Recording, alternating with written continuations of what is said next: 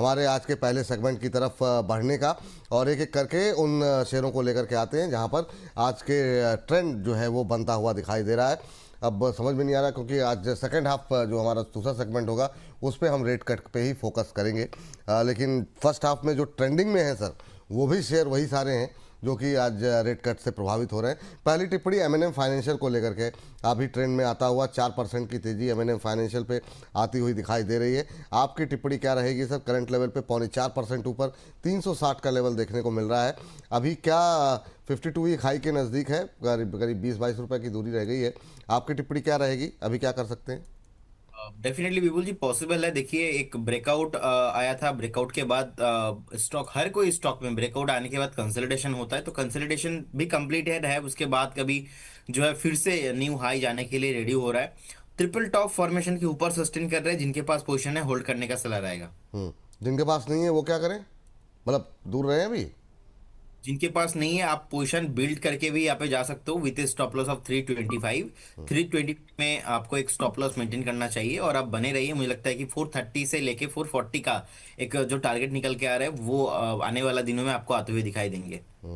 चलिए, ये बात तमन्ना फाइनेंशियल को लेकर के निकल के आ रही है, यहाँ पे रख सकते हैं नज़र। अगर आपके पास है तो होल्ड करें, नहीं है तो आप जो स्टॉप लॉस और टारगेट बताए गए हैं उसको ध्यान में रखते हुए आप नई खरीदारी भी कर सकते हैं। चलिए आगे बढ़ते हैं और अगली टिप्पणी की तरफ बढ़ते हैं। एक शेयर जो कि आज अच्छी तेज़ी में यहाँ पर दिखाई दे रहा है, अच्छी तेज़ी में नहीं, आज के गूगल के ट्रेंड में जो है शामिल है, और जिस पे खबर भी है सर, हिंदुस्तान कंस्ट्रक्शन, छोटी कंपनी लेकिन राइट इशू की खबर है और उसके बाद बुरी तरह टूटा है। 2 दिन पहले भी हम लोगों ने बात की थी जब इसके राइट इशू की बात हो रही थी। अब राइट इशू आया है तो 10% के आसपास की गिरावट सुबह से ही देखने को मिल रही है। आपकी टिप्पणी क्या रहेगी? अब जो है 20%, और बाप रे, मतलब अब क्या ही कहा जाए। सर कोई टिप्पणी रहेगी या फिर इसको अभी छोड़ना ही चाहेंगे आप? देखिए, डे लो से ना विपुल से रिकवरी थोड़ा आया है यहाँ पे। अभी 6% नीचे है काउंटर। और मुझे लगता है कि अगर किसी के पास है, आप देखिए यहाँ पे एक्चुअल में चार्ट में उतना पोटेंशियल कुछ है नहीं, तो इन्वेस्टमेंट जैसा या तो यहाँ पे आप बने रहेंगे नेक्स्ट 3-6 महीने पे कुछ मोमेंटम आएगा, मैं वो भी नहीं देख पा रहा हूँ। कहीं ना कहीं ट्रेंड में था, ओवरसोल्ड अभी भी सिचुएशन में है।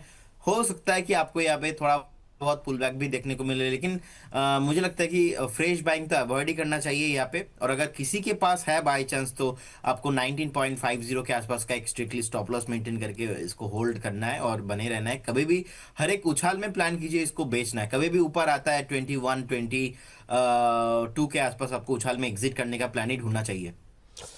काफ़ी तेज़ी के साथ बाजार फिसला है इस समय, 10 अंक नीचे निफ्टी। तो ये है कि मतलब 26,100 के ऊपर जो है पिछली बार भी, ये 2 बार से ऐसा हो रहा है। लेकिन अभी देखना होगा क्या खबर आई है, कोई खबर आई है कि नहीं आई है, या फिर जो लॉन्ग और शॉर्ट पोजीशन वाले हैं वो उनकी वजह से इस तरह की वॉलेटिलिटी देखने को मिल रही है। सर कोई कमेंट करना चाहेंगे क्या जिस तरह की वॉलेटिलिटी देखने को मिल रही है?